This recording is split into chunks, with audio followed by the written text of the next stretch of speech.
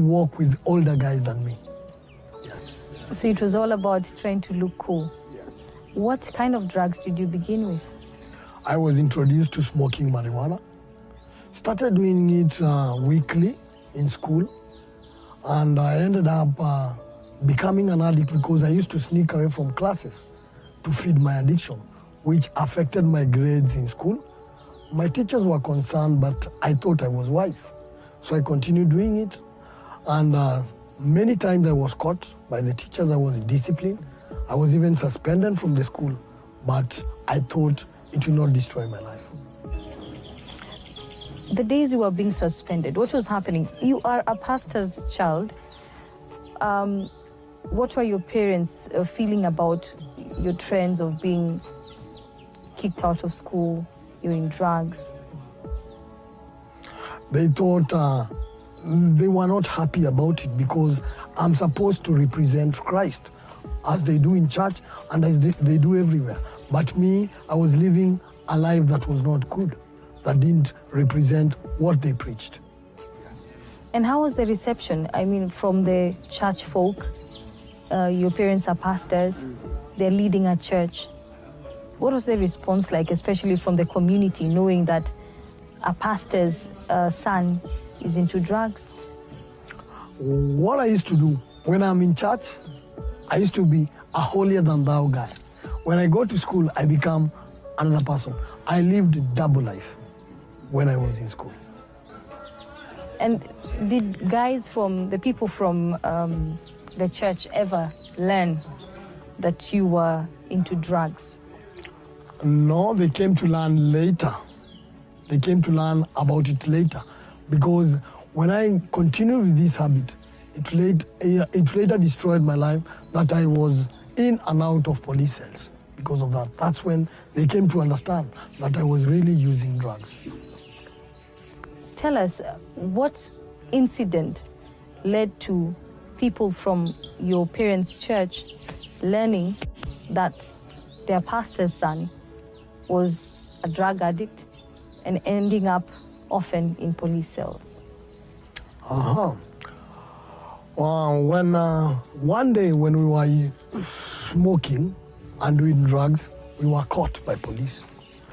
And from the place that we were to the police station, it's a long distance. So they saw me being chained with the other people, and they asked what was the problem. They were told I was found smoking marijuana. So a member of the church saw that happening? Yes. Where was this? In my home area. Your home area? Where I used to live, in Roundabout. At this point, you were not living with your parents? When I finished school, I didn't live with my parents because after completing school, secondary school, I joined Kenya Polytechnic to pursue electrical engineering. But when I reached to that point, I had now stopped becoming only an addict, but also a trafficker of the drugs. So one day I was caught carrying drugs to school, and I was dismissed. So when I was dismissed from school, nobody wanted to be associated with me. So I later joined the matatu industry and lived outside outside our premises. So I was living with the drug. People were doing the same thing that I was doing. When you say premises, you're talking about the Polytechnic University or home? Home. I was no longer now living with my parents. I went, rented a house, and started living in my own life. Your parents, did they ever try to, convince you to go back home so that you can maybe come back to the person perhaps they believed you were supposed to be? They tried a couple of times, and once I listened to them and I went back home, but I didn't stop my addiction. It had continued, and now I was not only using drugs, I was using even alcohol. So I used to come sometimes drunk, and they didn't love it. They didn't enjoy seeing me. Well, what they are doing, they are praying for guys to get saved, and me, I'm doing the opposite of what they are saying. Yeah. How did this make you feel? Firstly, when I started, I felt I was doing the right thing. But later, when it destroyed my life, I knew I was wrong. and I knew I needed change of my behavior. And later when I was doing what I was doing, because when I was dismissed away from school, they could not support me with the pocket money they were giving me. So I ended up joining the matatu industry. I became a stage operator, those guys who man stages. So I was getting money to support my habit there. How old were you at that time? I was around 22, 23 years. Yeah. So how did you manage to go into being a matatu tout? I ended up being a matatu tout because I wanted to feed my addiction. Nobody could support me. My parents could not give me money. I could not be employed because I didn't have the papers. So the quick job I could get at that time was in the matatu industry. Yeah. How did you manage to secure the job? I have friends who we used to do drugs with. They were working in the matatu industry. So they showed me how to join and they introduced me to those guys. Yeah.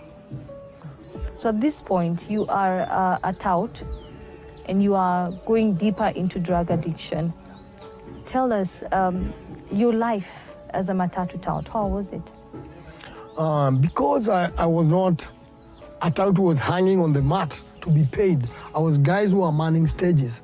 We used to beat matatu men, drivers, conductor. We used to beat them up to give us money because we used to rely on the money. Every day, we used to charge the matatu 100 shillings. Every day it worked. So they used to give us money by force. So we ended up becoming like hooligans, very rude. We used to beat people. We used to steal even from them if they don't give us. So it was not a good job. It was not a job that you could go and tell your parents you're working in this job, in this industry. Yeah. During your years as a matatu tout, did you ever imagine that perhaps you wanted to go back home to be with your parents? Yes, I wanted to go back to be with my parents, but what I was doing could not change because my parents wanted a changed man, a transformed person who represent what they are preaching.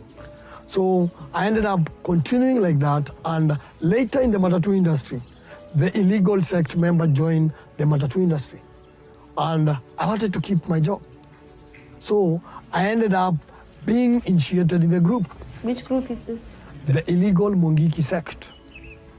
And I took the oath that we were taking at that time. It was done at night, and it was not a good thing because what we started doing, we were involved in a lot of criminal activity that the government became tired with what we were doing. And the then security minister said it's a shoot to kill thing for any Mungiki member. Peter, when you talk about illegal activities, tell us more about what you and the group. Now you're saying you joined the Mungiki sect. But even before you tell us about the illegal activities, how did you get initiated? We were lied to that they are going to give us some plots. And because I'm a Cuk love lands a lot. So I went following for land without knowing. I got the land, but I was introduced to the group. And they instilled fear in you. And they used to tell you it's a zero defect. You can never defect from that. That if you do that, there's some discipline that they used to give people. The first one, they used to give you 36 strokes when you're naked. The second one, they go 72. The third one, they go with your head. Nobody wanted his head to be removed. So we had to obey and abide with the rules that were set by the group. The land, why were they giving you land? They were giving us land somewhere in Kayole, past Kayole, yeah. That was free land? Yes. Just like that? Yes. Why land? It's because, what is Mungiki? Mungiki, they believe it's like Mau Mau, the guy who fought for freedom. But I didn't know the freedom that we were fighting for at that time. But the people who were fighting for freedom were fighting because of their land. So when we were told land, we will benefit. We looked at the benefits. So that's why we joined. So you joined the Mungiki sect with the promise of getting land. And a better life. And a better life. Did you get that better life? I didn't get that better life. In fact, In the illegal sect, things became worse each and every day because the police were after us, because of the criminal and crime activity we used to do, because we used to steal from people. We used to be involved in criminal activities, fighting police, fighting the government. And the government reached a point that they were tired of us. So when it became a shoot to kill thing, we started masking ourselves. Because in the illegal sect, there was no drinking. We only smoked, but we smoked in secret. If you be caught smoking or smoking cigarettes, you'll undergo the discipline that I told you. So tell me about that. I mean, why were you not allowed to drink or even smoke? Because they told it's a religious group. That's how they started it. As a religious group, that you believe in a God who is not associated with anything that seems to be sinful, like drinking, prostitution, anything that they thought is not right with that group. We were not able to do that. Yeah. Wow. So did you ever at one point find yourself in trouble for drinking or smoking? Yes, there's a time we were caught smoking. Somebody sneaked when we were smoking in the house because we knew we are going somewhere. We called them missions. We are going somewhere to do something wrong. And so that we could get that morale of doing those things, we had to smoke. And we were caught smoking. And he went reported to us. We were given the 36 canes, strokes when we are naked. So we didn't want to repeat that again. So why subject yourself to that? I mean, okay, you've mentioned that if at all anyone wanted to defect from the group, there were consequences. Did you ever attempt to defect from the group? I want to defect. But when you heard you're going to be slain, your head will be chopped off, nobody wanted to do that. We were afraid. Until when the government started coming after the Mungiki, it was very easy to quit from the group. You've mentioned that the government had become tired with the sect at that time when you were a member, and this is because of some of the illegal activities. And you've also mentioned that the time that you were caught smoking, you were getting ready, you're conditioning your mind, to give yourself morale to go and do the bad thing that you said, like you've called it a bad thing. What was it that you were supposed to do? We were to go somewhere because some guys were not paying rent. So we are used by landlords to go and make those people pay their rent. And we are not going to talk to them. We are going to evict them from their houses. Yeah. What other activities did you engage in during your time when you were a member of the Mungiki? Some of the criminal activity were taking money from the matatu. They used to pay 100 shillings every day. And when a new matatu came on that route, it used to give us 50,000. It is a must.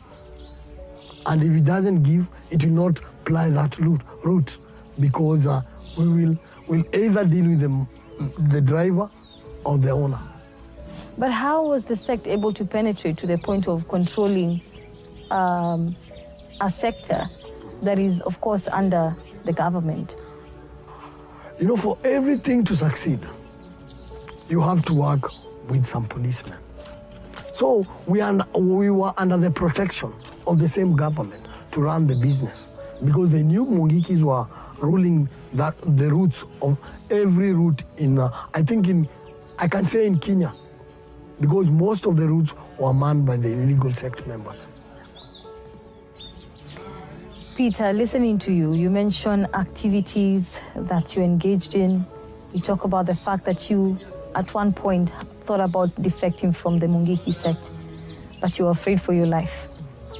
Question is, for me right now, and I'd love to know, and I'm sure many others would ask the same question, how are you able to get out of the Mungiki sect and come out alive, as you are right now? So I just want us to take a short break. When you return, you'll tell us a little bit more about how you came out alive. So right now, I want us to take a short break. Peter Ndirango's story will be back after a moment. Stay tuned.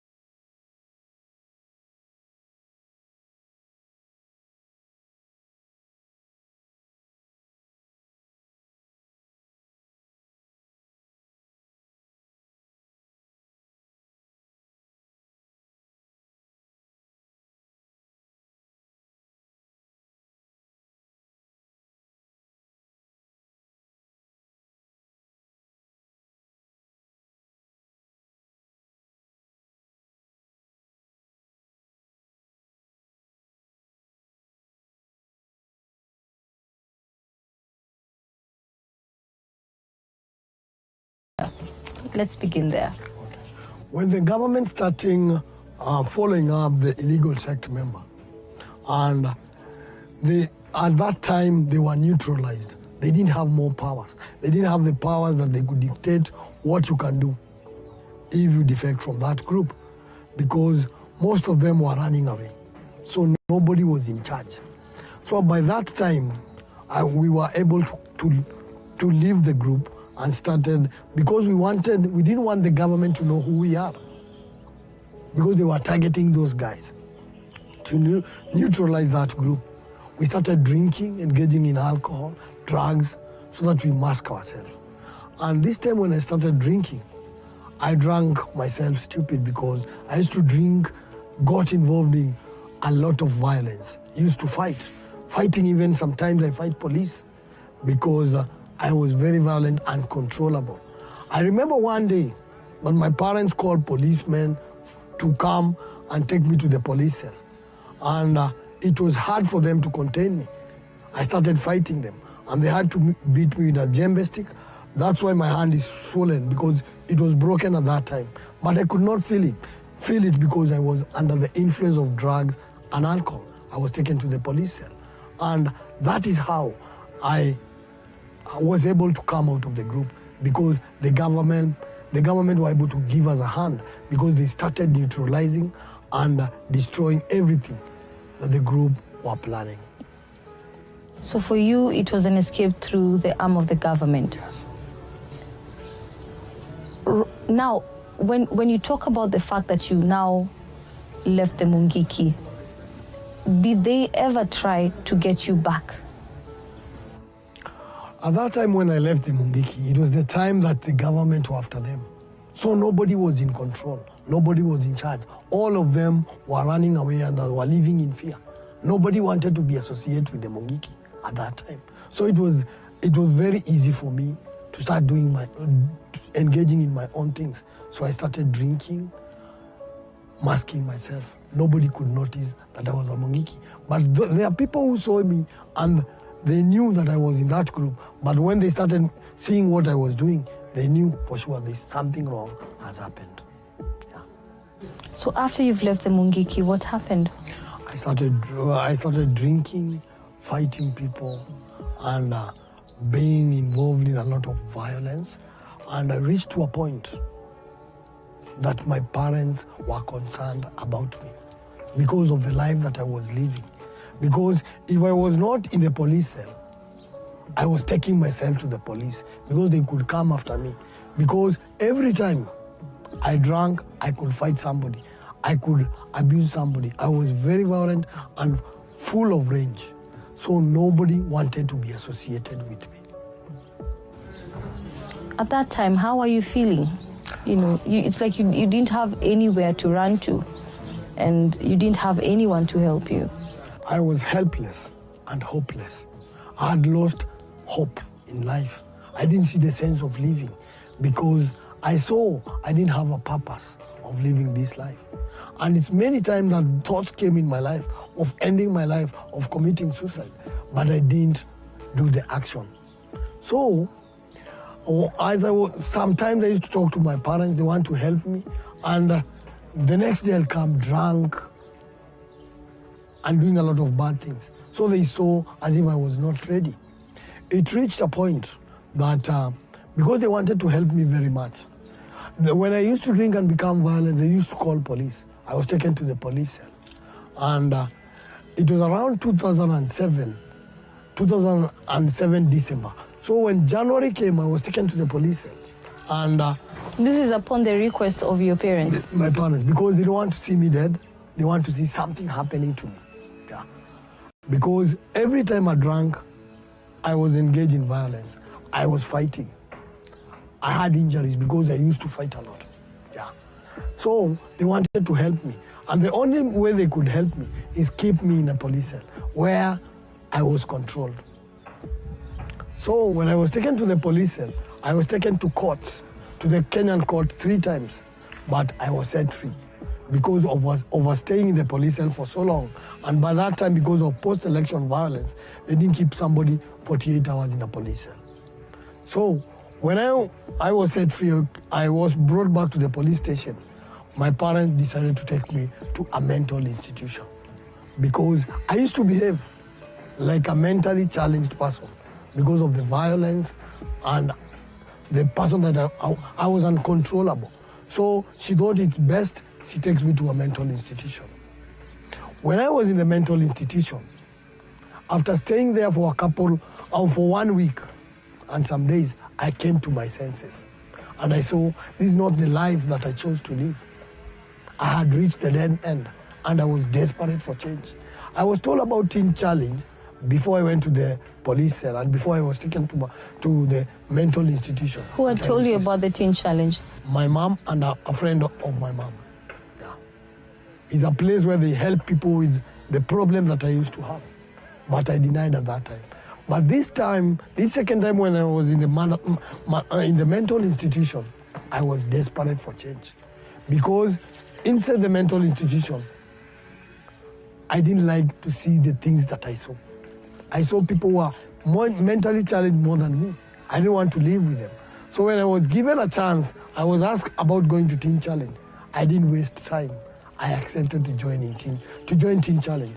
I joined Teen Challenge 2008, March 14th.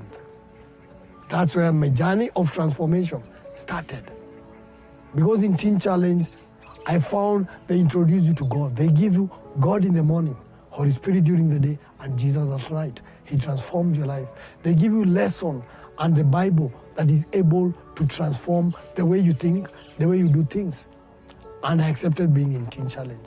But I wanted to go to Teen Challenge because I heard there's no policeman, there's no security, so that I could run away. But the second day in Teen Challenge, March 15th, I gave my life to Christ. Things started changing in my life. The violent person I was went away. I became a loving man. And Teen Challenge is a program that takes a minimum of 1 year. I went through the program. I'm not only going through the program, I allowed the program to go through me, and my life was transformed. I'm a living testimony because of the grace of God. I finished Teen Challenge 2009, and they sent me outside the country to do counseling and Bible school. Went in South Africa and Swaziland, came back. I'm now a staff at Teen Challenge. I started as a staff. I'm now the program director by the grace of God. Peter, when you look back, and there's something you mentioned earlier on, your parents had an expectation, considering they are pastors, they're running a church, and they had this idea of the kind of person that they desired for you to be, but that's exactly the opposite of what you had become. What would you say is the kind of life most of the pastors' kids live when it comes to the expectations placed on them? Well, one thing I would say that most pastors' kids live the opposite of what the parents preach. I don't know why. But I think, my thinking is that pastors concentrate mostly on the church, and they leave their family. Knowing that they have brought their kids in the church, the kids used to go to that Sunday school, so they expect them to live that life. But they don't give them a choice. It's like forcing you to be in church. It's like a timetable that has been constructed for you. You must follow it. So the children tend to be rebellious at the end because they don't understand what they are giving into. They are not explained what they are giving into. They later come to decide. Because one thing I came to realize, salvation is a personal decision. One must choose to get saved. Peter, when you came to the Teen Challenge Rehabilitation Center, what was life like in the beginning? In the Teen Challenge program, I was happy I came to this place. Because Teen Challenge, they gave you love. Love that you are not given outside. The love of Christ. These people will help you, will walk with you, that you will come and discover yourself. Because they will encourage you. The life that you are not used to. Because outside there, it's for survival for the fittest. But in Teen Challenge, they will walk with you until you realize your potential. Yeah. Who walked with you at that time? In Teen Challenge, I found a guy by the name Pastor Lucas Orimba. He related with me because he had a past. And when he heard my story, he was interested in helping me. He was my teacher at that time. And he walked with me. He showed me love. He understood me because I was very violent even in Teen Challenge. It was not a smooth journey. There were times I used to snap, and he used to come and talk to me, counsel me, help me, until I saw sense in changing my life. And I give credit to him, and I pray for him every day because he played a part in my transformation journey in Teen Challenge. All right. It would be interesting to hear from Lucas, considering you're saying you were still violent when you were here. When I came to Teen Challenge the first day, there's a staff who's called Pastor Alex. He's a pastor at KAG Zimmerman, where I live. When I slept, the staff used to sleep with the student in the room. When I came, because of the way I used to breathe and the way I looked, like, nilikuwa na injury, noma sana. Nilikuwa nimevutwa na makarao kwa lami hivi. So kwa hivyo nilikuwa na injury fresh. Alinicheki hivi, hakulala kwa hiyo room. Aliogopa. Alisema anaweza mnyonga usiku. Hey, really? Hey, nimetoka mbali. The injuries, tell us a little bit about the injuries. The injuries? Fighting, robbing people. Sometimes unaenda kujifanya utaiba, unapigwa. Ama unaibiwa. Hey man. Crime, unajua crime mtu enda kudua ki-expect yendi at again. Siku hiyo unapata ni siku yako ya kupay. Inakuwa ni payday. Unakanyagwa, unakosa kuamini. Alafu tena sangine, I used to, every time I drink, I have boxing techniques. So I used to know, naweza piga kila mtu. Mimi nilikuwa najua naweza piga kila mtu. Kujifanya naweza piga kila mtu, upatana kuna kiboko yako wa hiyo siku. Ama ulikunywa zaidi. Utakanyago, uangalie mahali pamoja hivi. Kasi, ndivyo nivunjwa hii mkono. Nilikanyagwa, madhangu nilitakarao. Akaanza kupiga nduru. Juu, karawa kwanza alikam, kizaji anakam kushika fala, anijui. Anakam kwanza unajua vile karao kuja na ukali, kofi, alipiga kofi, nikamwona nipigia nini. Mfinya nikamwona kwa mtaro, wewe, nilitupa mawe polisi, nilikanyagwa.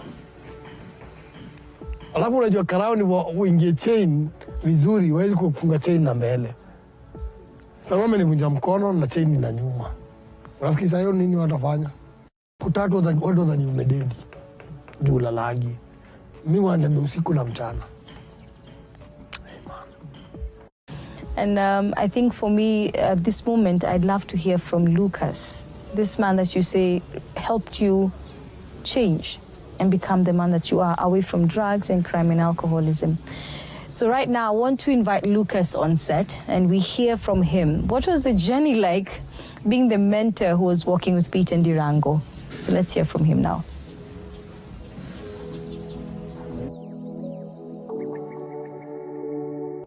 To come out of crime, drug addiction, and so many other activities. Okay. Tell us, when you first met Peter, what was the experience like? I didn't really help him, but I just facilitated the process. But when he came in, Peter was one of the first students to come to Teen Challenge. So at some point, probably I would say that he was a guinea pig, the one that we really wanted to look at the program and test the program if it works. So we didn't have the exact tools or how to use them. But honestly, by the grace of God, we were able to work with Peter. But we didn't know what to do with him. Because one, when he came in, he had come straight from Mathare. And he was on medication, he was drugged, and he was a bit of a mental case. So we didn't know, but it was scary. Some of the staff, my colleagues, could not deal with him, could not work with him. He was violent. and he was a threat. His voice was so hoarse, and it wasn't easy to deal with him. Yeah, but we were able to work with him, just doing what I would have loved somebody to do for me, because I was once in his shoe. So the only thing that I would do, okay, I wasn't scared of him, but unlike my other colleagues, but I would love him. Yeah. Why were they scared of him specifically? He was violent. He was violent. He was aggressive. Now, the most scary part, we had a room that we called it an intake room, which didn't have a door. And every staff, one of the staff was supposed to spend the night there. So Peter, during the night, I don't know if it's true, it was snoring, but he had this deep voice like that at night. So I remember one of the colleagues just took his blanket and said, I will not sleep in the same room with that guy. And based on his background, the aggression that he had, so that's why some of the staff was scared about him. And he had no breaks, you know, like any word that will come, Peter will speak it out. He will insult you. But deep down in his heart, you know, you had to see beyond what is being expressed. So we were trying to look for the person behind what you were saying. Yeah. How was it like trying to find the person that you're talking about behind the person that he was at that time? Because we had other students in the program, at some point we'll give up, right? At some point, that's down the line, at some point we'll give up because some of them dropped out of the program. But what made me keep on pursuing Peter is that I will ask myself, why is it that he's not giving up, right? Why is it that he's not giving up? He was determined, in as much as he was violent, in as much as he was aggressive, but he never gave up, unlike some of his colleagues. So that kept us going on, trying to bring, because again, we had not had any graduates. So one, at some point, we also wanted, it's selfish, but a name for the center. So we had to keep up, and we knew that we were not getting saints. You don't expect things to be easy. We're not getting saints from the street, you're not getting saints from the ghettos, you're getting drug addicts. And these are the people that God has brought to you. So at some point, you never gave up. And you'll not give up, because even you yourself, you didn't give up, nobody gave up on you. Yeah? So you not give up. What's your story, briefly? Really? Because you've mentioned that you were once in the shoes of Peter.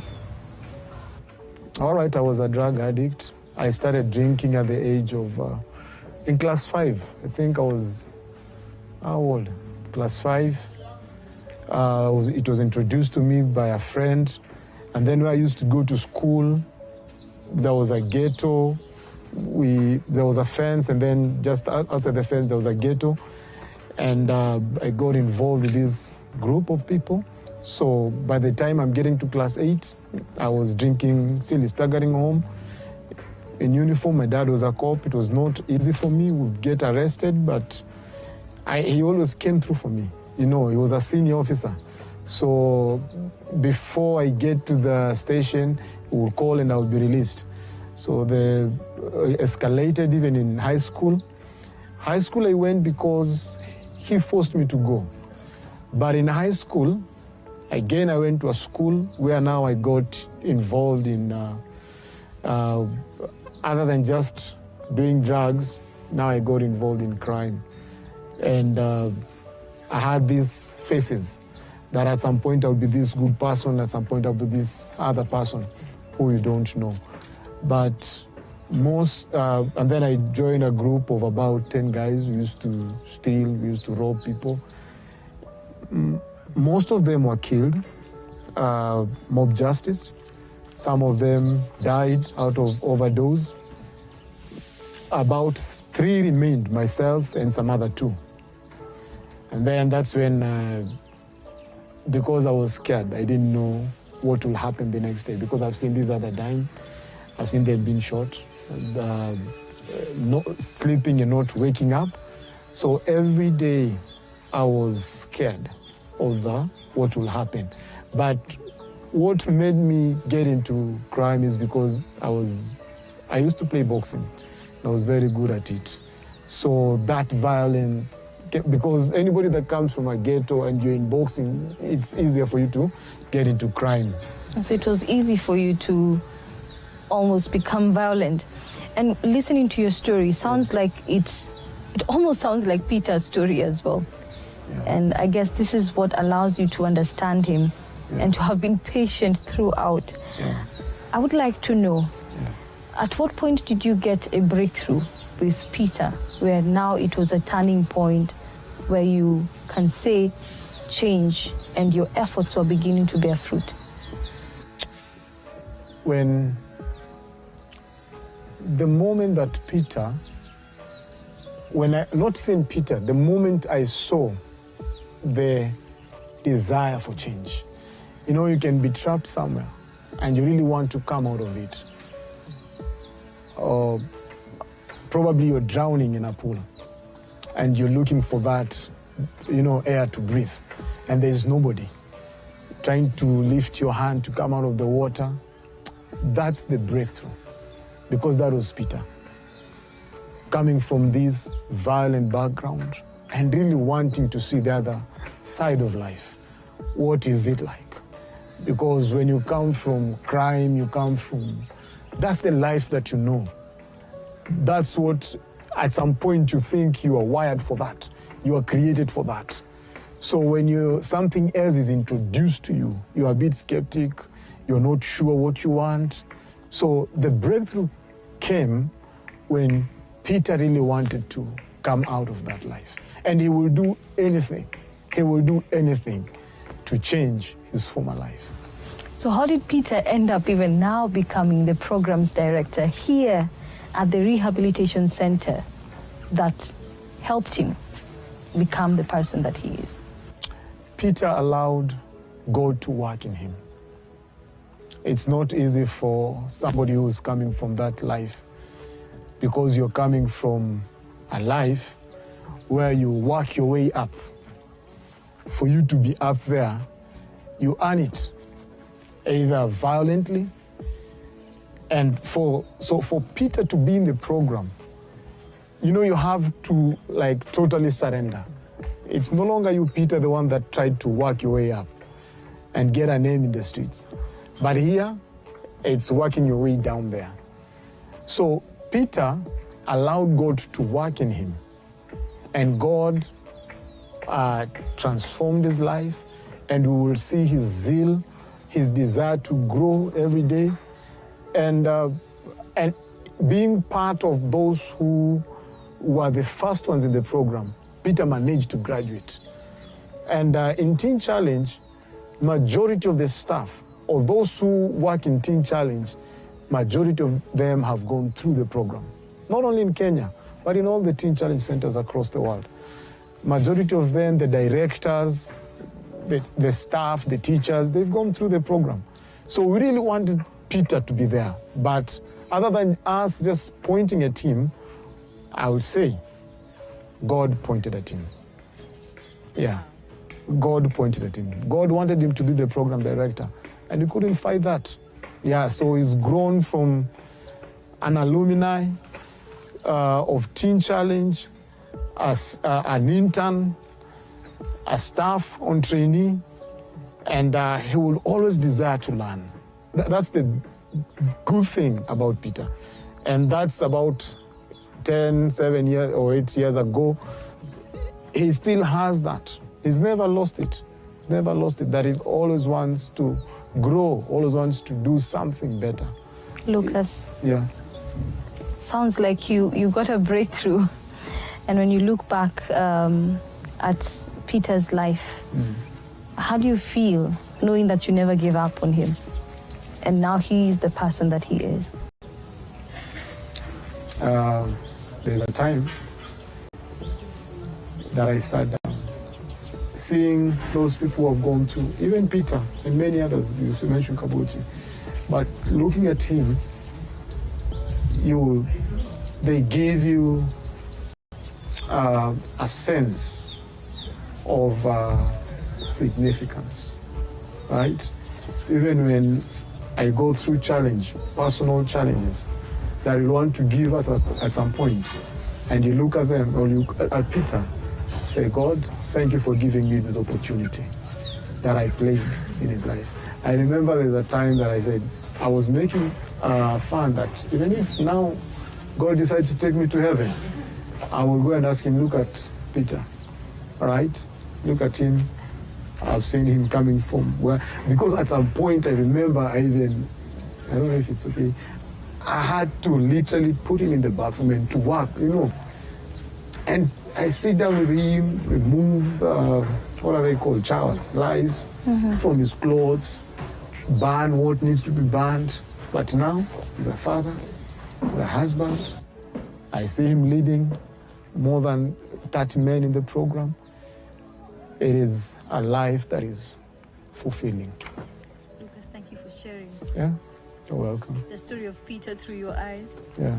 I want us to bring back Peter. Yeah.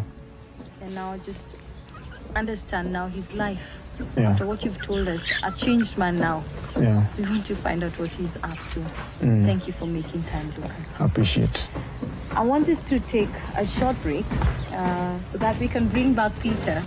Having listened to what Lucas had to say about Peter, I want to hear more about Peter's story now that he is a changed man. What is he up to, and what is he doing to help other people who are on the journey that he was once on? So Saturday Confessions will take a short break, but don't go too far. We'll be back shortly.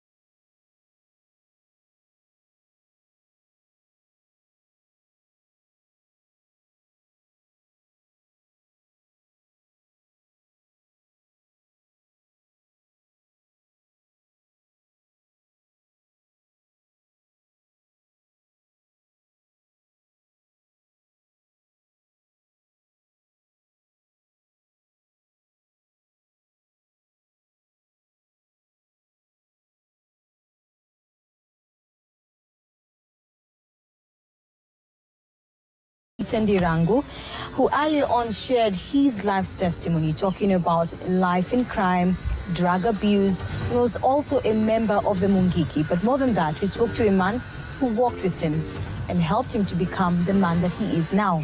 But I want us now to listen to Peter. What is life like now for you, Peter? You've moved away from drugs, from crime. Lucas came in and helped you. Where are you now? I love the life that I'm living today. For sure, I can say it's the grace of God that he gave me a second chance, because if I continued the life that I was living, for sure I could be dead. But by the grace of God, I went through it, I survived, I am delivered, I have freedom, and I'm looking forward to the future. I have a lot of hopes because I see miracles each and every day. Teen Challenge is one miracle at a time. We see God restoring men, restoring women to be the ones that he created them to be.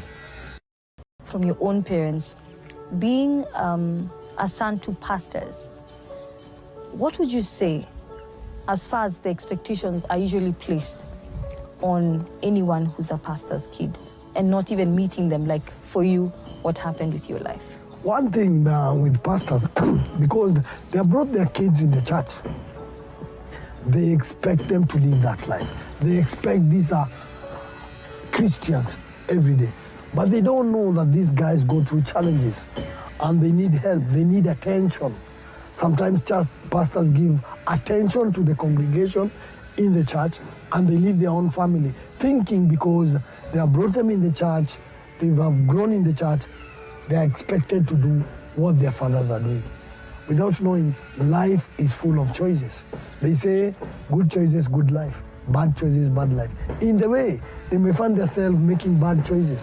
So they need attention each and every day to know where they are, what they were doing, who their friends are, what they engage into, and you'll be able to walk with them very well and help them. Is this what you feel happened to you? That's what I felt happened to me. I was left because they knew that I've grown in the church. I used to do everything in the church, from concerts in the church, Christmas concerts, Christmas carols. They thought I was a Christian, but I was not. I was hiding in the church. And this is what happened to most pastors' kids. They are in the church, but their mind is not in the church. They are called Christian, but they don't live a Christ life, a Christ life, because they do their own things behind the curtains. When you look back at your life and you look at your life now, what's the one thing that you would point out as a lesson that you feel would help someone else if they had it? One thing I like to tell those people who are trying, you know, young men and women love trying, experimenting. Because they say experiment is the best teacher. I'll tell them one thing: experiment is a language of fools. Learn from others. Others have gone through it. Learn from them and listen to what they tell you, because they have gone through it. And if you have not gone through it, you will not know what it takes. But I went through it, and I want to tell people: stop experimenting on drugs. Stop engaging in drugs and alcohol. They destroy people's career, people's future, people's destiny. But one thing that will give you a destiny is having a relationship with Jesus Christ. Right now, what are you up to? What are you doing with your life now, Peter, now that you moved away from crime? It's years later. What have you been up to? Right now, I work, I minister at Teen Challenge, because that's where I got my freedom. And I love what I do. I think like Joseph, he went to the pit, the prison, and the palace. I went through the same. I was in the pit. I was in the prisons of drug addiction and alcoholism, and the prison because I did a lot of crime. But now I'm in the palace with Christ, because I'm helping people who used to do the things that I used to do. I love what I do, and I look forward one day in time, by the grace of God, to start my own program to help men and women. Lucas, when we spoke to him, you know, he said you were not anyone simple to handle. Yes. That you were violent and you would use abrasive words. And tell us your side of that story during your beginning years when you joined the rehab. When I came to Teen Challenge, one thing I know for sure, I hated everything to do with God, because I used to think God left me. God was not there when I was I was going through what I went through. So I didn't enjoy being in a place where I'm told what to do, when to do it, and some expectations. So life was not easy at Teen Challenge, because they tell you everything they want you to do. And I was not used in that life. I used to live a freelance life. I do what I want, when I want, and when I'm supposed to do it. Nobody should question my decision. But I came to a place that my decision, I was told when to wake up, when to sleep, when to go out, when to do things. I didn't like it. How was this transition for you? The transition was not easy, because they say good things don't come easily.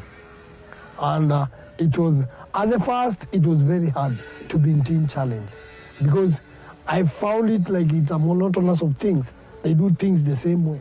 And as they say, doing the same things the same way, we don't expect different result. But when I continue doing the same things the same way, God opened the eyes of my understanding, and I'm a transformed man, not by my own doing, but by the grace of God. So Peter, listening to your story talking about transformation, the fact that it was not an easy journey, you were violent, and you felt like the monotony of every day was just ridiculous for you. But what would you say was that one point where you would say life completely changed? You stopped being violent, you stopped being abrasive and abusive? One thing I know, when I gave my life to Christ, I didn't become perfect. I'm work in progress till now. But I started doing things in a different way because I knew I had conviction. Even before I do something, I had a conviction in Christ in me that used to tell me, stop. When I'm about to abuse somebody because I was very abusive, something could come in me and tell me, stop. So I thank God for His Holy Spirit who worked within me and helped me to be where I am today. So when you look at yourself now and then you remember the days you would be abusive and you would be downright rebellious, you know. What do you think of your past life and then now you mirror it to yourself now? Like a good example in the Bible is Saul. When he was persecuting Christians, he enjoyed everything he was doing. But when he met Jesus on the road to Damascus, he was a complete guy. And he has written 13 episodes in the Bible. As me, even me, it happened to me that the things I used to do, at that time I used to enjoy doing them. I thought it's a way of survival.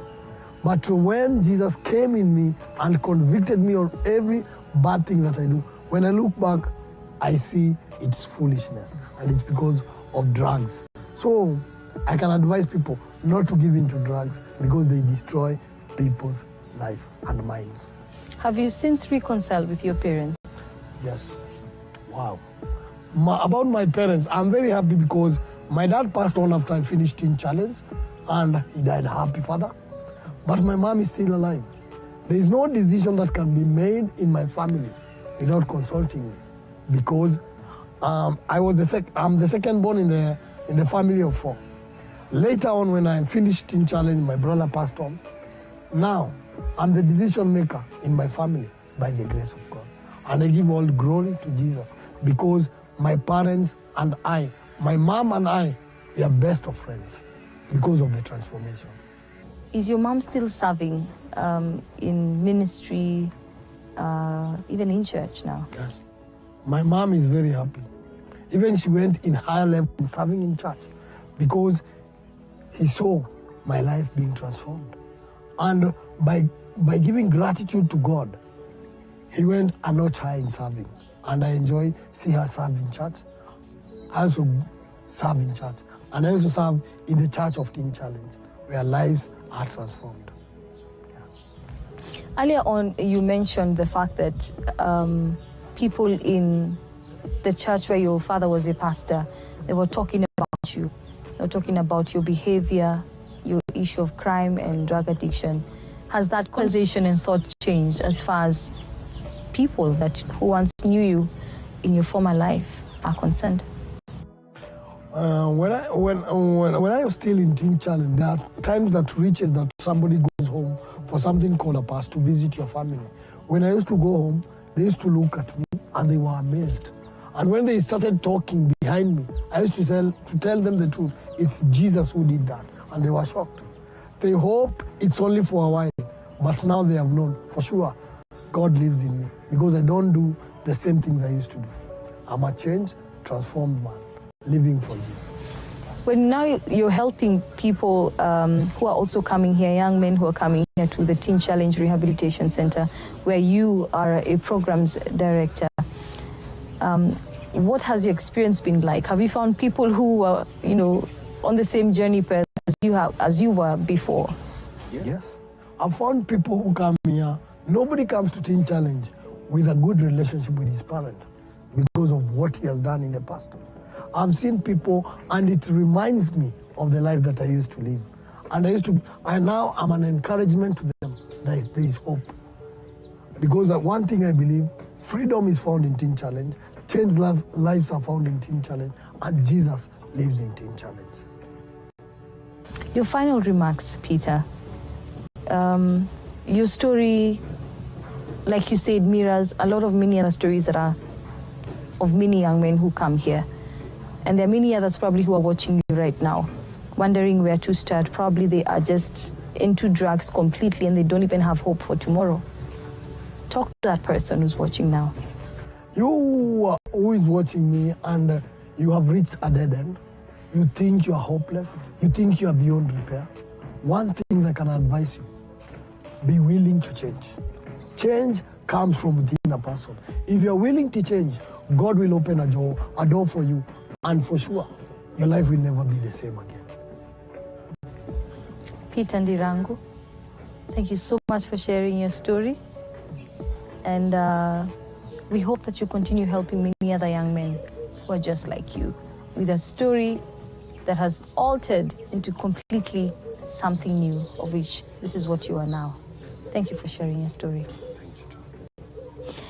Well, that has been Peter Ndirangu. His story, very dramatic, one that speaks of someone who probably would have easily lost hope, but he did not lose hope and did not give up on himself. He pushed on unto where he is now. And indeed, we hope that you also there who is watching today, you push on from where you are, and that you are fully and completely inspired by Peter Ndirangu's story. Thank you for watching today, Saturday Confessions. Let me mention that next week we'll have another extremely intriguing story of a lady from Nigeria who was also into drugs. Make sure you tune in on Saturday Confessions next week, same time, same place at 8 p.m. right here on TV47. Thank you for watching again. My name is Leangari, and God bless.